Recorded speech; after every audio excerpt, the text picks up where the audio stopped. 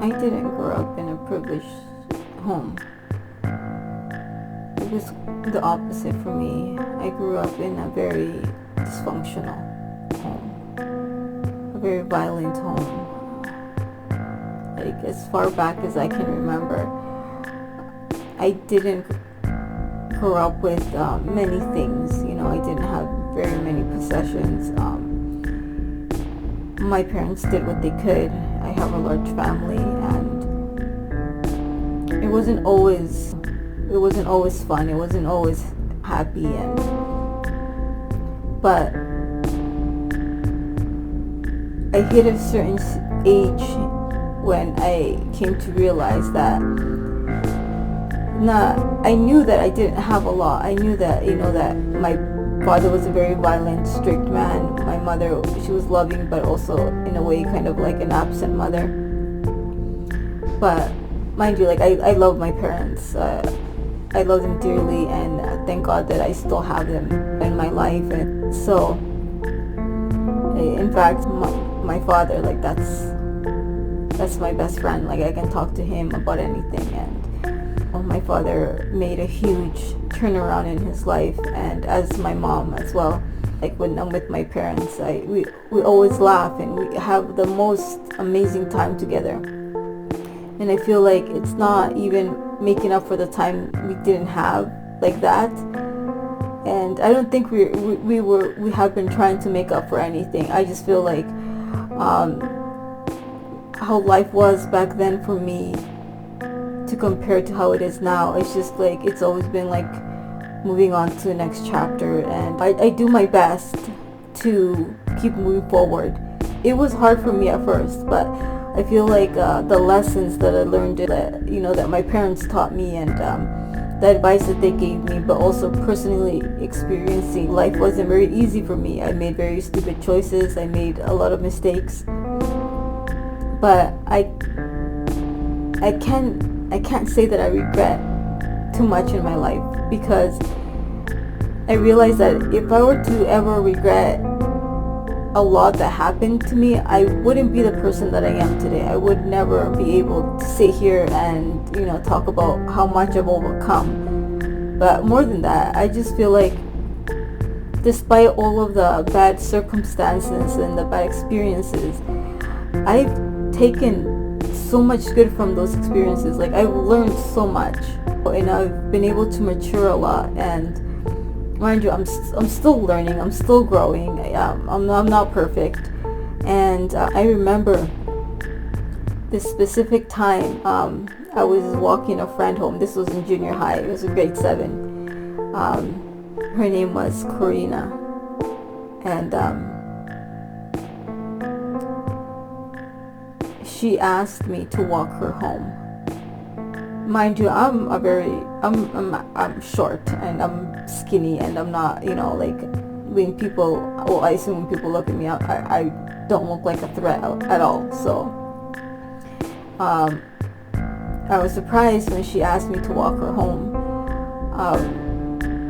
But I did. I walked her home, and about a short block. It was like a short block before we got to her house, and she turned to me and said, "Okay, like, if you want, you can start walking home. Like, I'm good from here."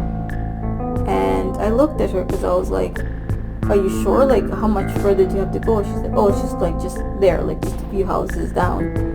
And I said, "Okay, well, I'll see you at school tomorrow." And she's like, "Yeah." And so as I turned around to walk the opposite direction, I don't know what possessed me, but like I turned back to look, and I saw her walking into what I thought was an abandoned house. And it was then that I realized it wasn't an abandoned house. It was her house. That's where she lived. And in that moment, it hit me very hard. It made me realize that I knew that I came from a dysfunctional home. I knew that there was problems at home, but for some reason, whatever Karina was going through was 10 times worse than what I was going through.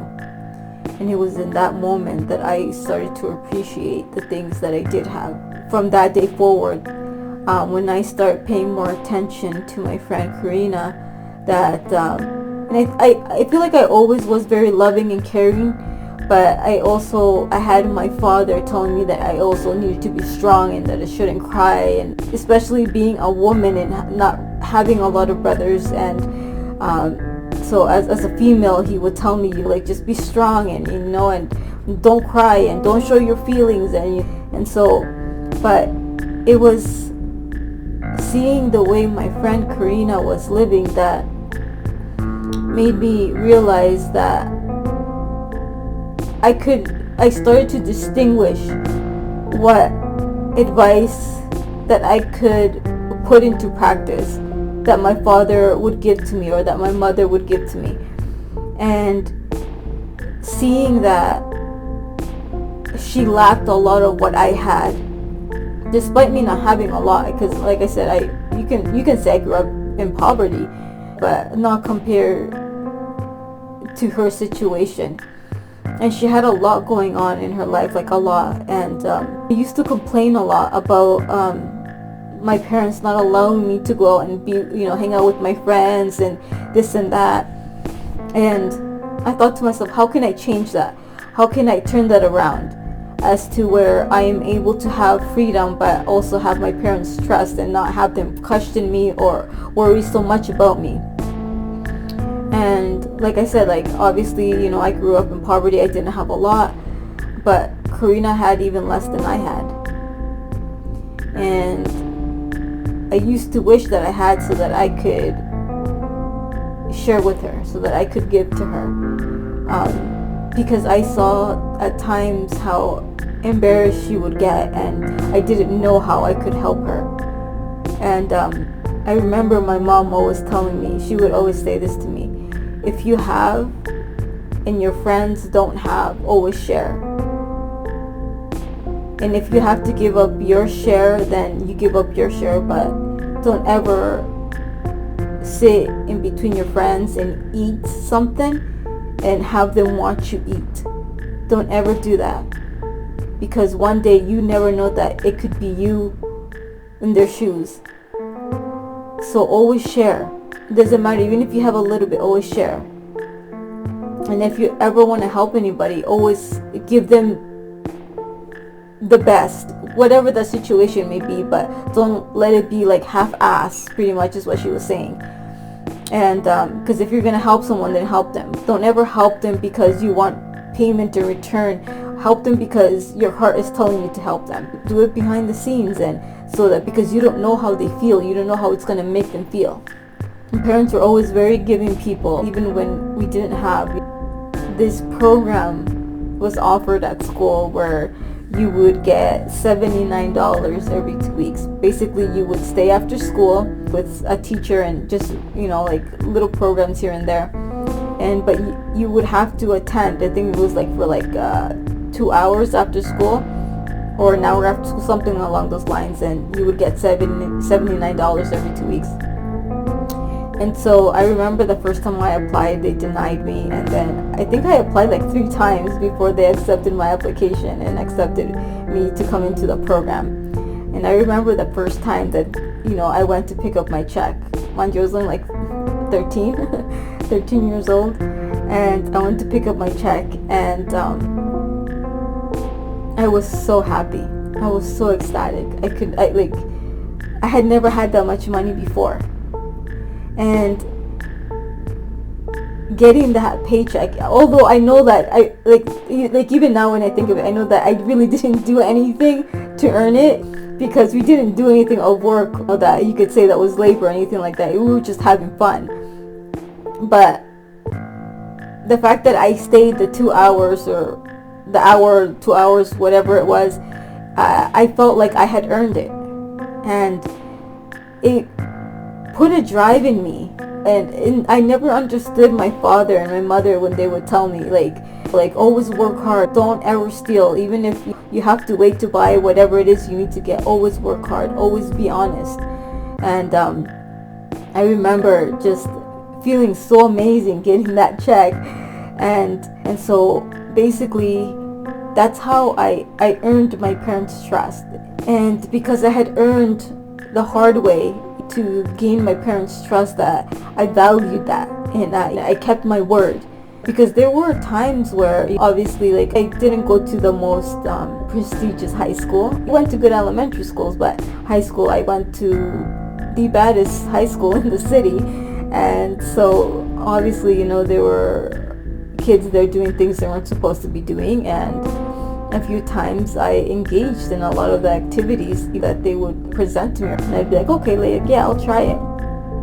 And because I did, like, I tried drugs in high school, and I tried them at a very young age.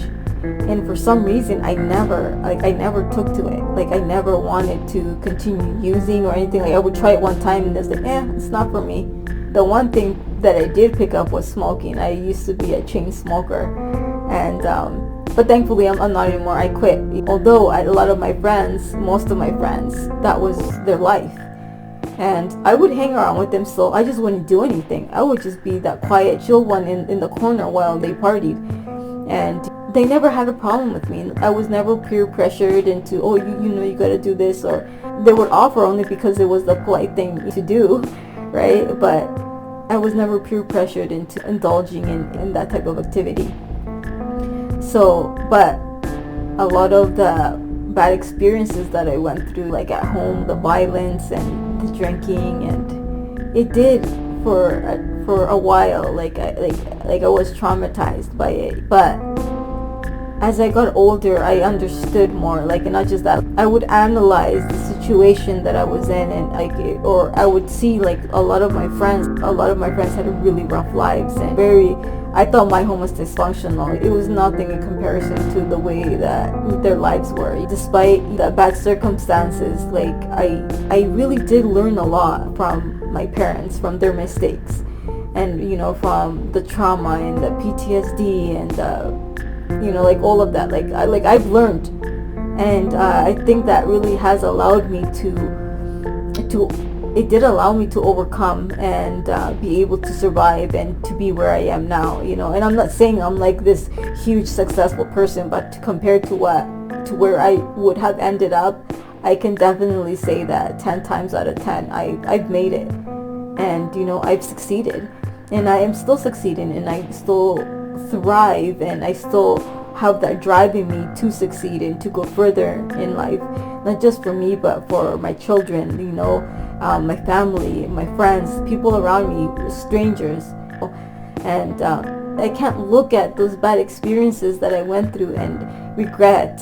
There's certain reasons why I regret one or two things, but the majority of my life I don't regret what I've done or where I've been, because I feel like it really did teach me a lot of lessons, and it taught me a lot about humanity, a lot about compassion and empathy and forgiveness and love. And because I felt like I have always been a very loving person, but like I always struggled with not allowing people into my life because I would tend to get hurt a lot. And I would tend to get hurt a lot because I would never set boundaries. And that's a very important thing. Like, you have to set boundaries.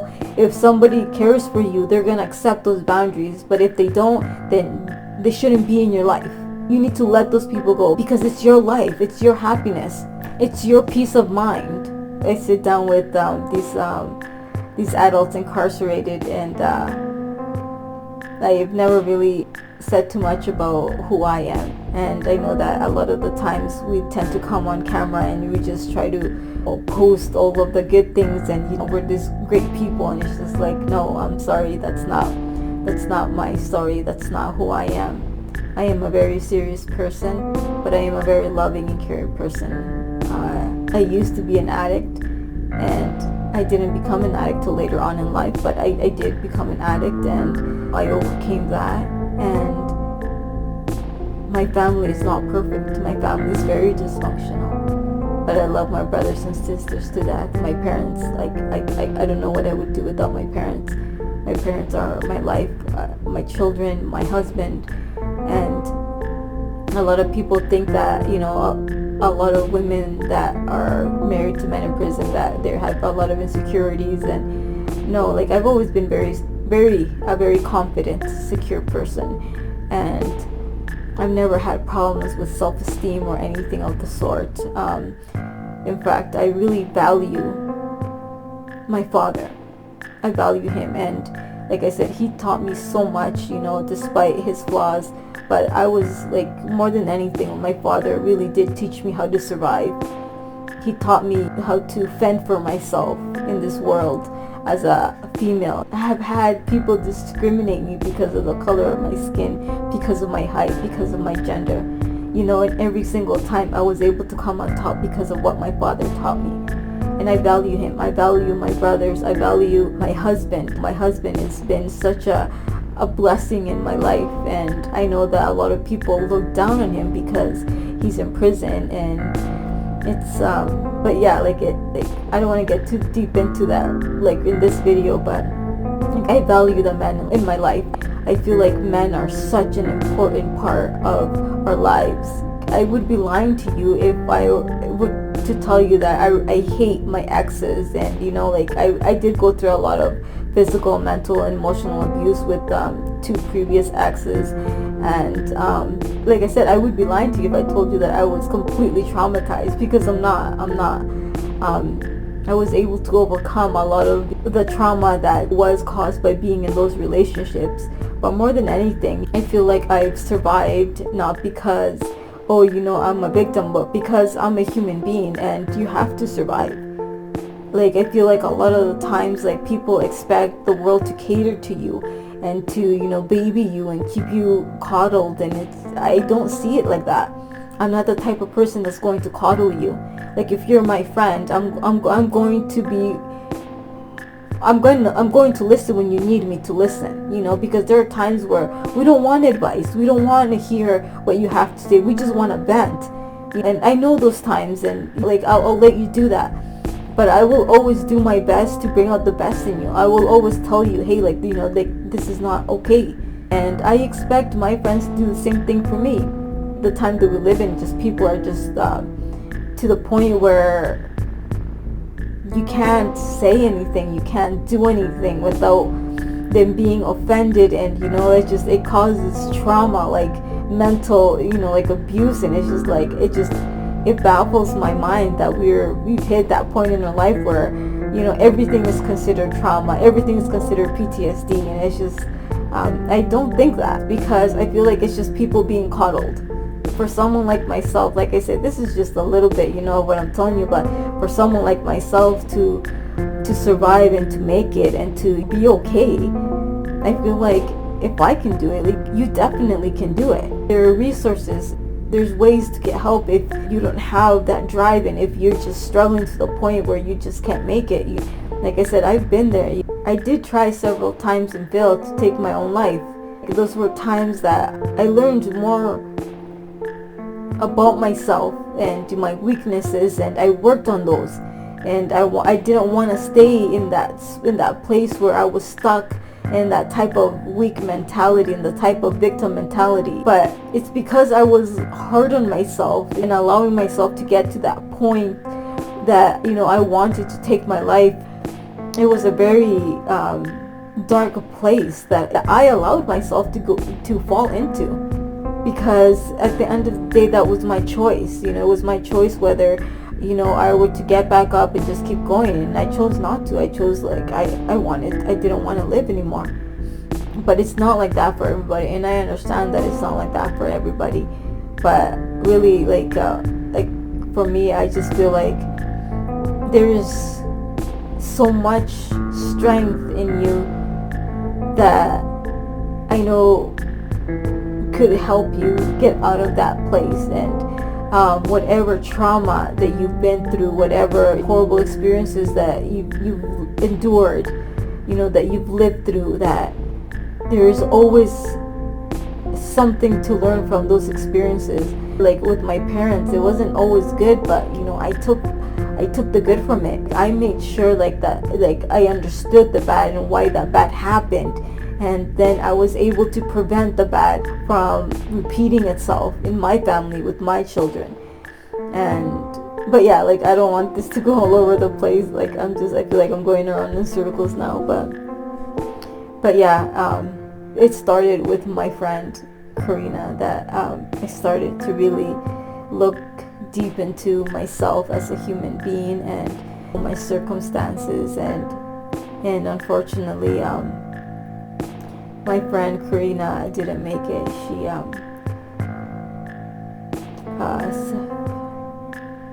about, I would say, 5 months before graduating high school, my friend Karina took her life.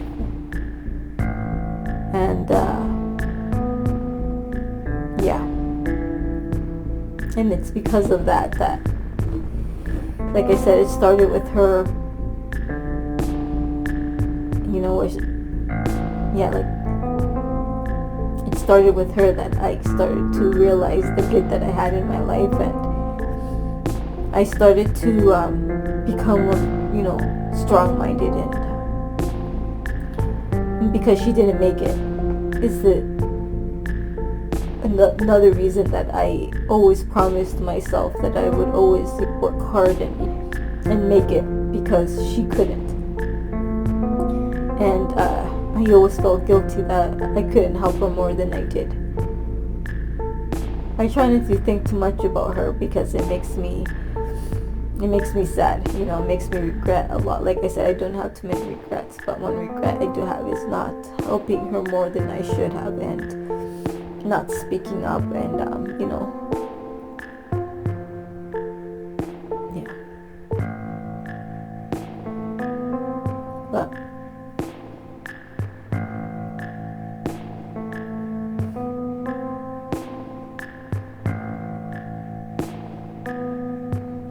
hopefully, but it did teach me a lot.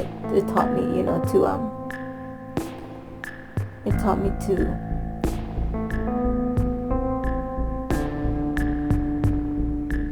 her experience, her life, and how things were with her. It was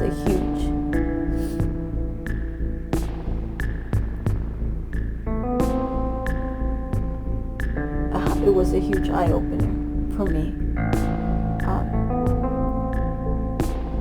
But yeah, this had been on my mind because I just see so many people come on social media and pretend that life is good, or pretend that, or use trauma as something to just put out there, and draw people in as poor me, and I'm a victim. Like, I'm not that type of person. Like, I understand if you've been through trauma, but I'm the type of person that's gonna motivate you and help you get through it. And because I didn't stay stuck in it, because when I was stuck in it, it was all bad for me. It's not the way life is. That's not the way life works for some of us. Some of us have overcome that, and we're not victims, and we don't use that as a crutch to get through life. We're survivors, and not just that, we're still here, and we're still, like, despite what the world might have thought of how we were gonna turn out, and we're still here, and we're still thriving, and we're still living, and we're still surviving, we're fighting, and we're gonna make it till the end.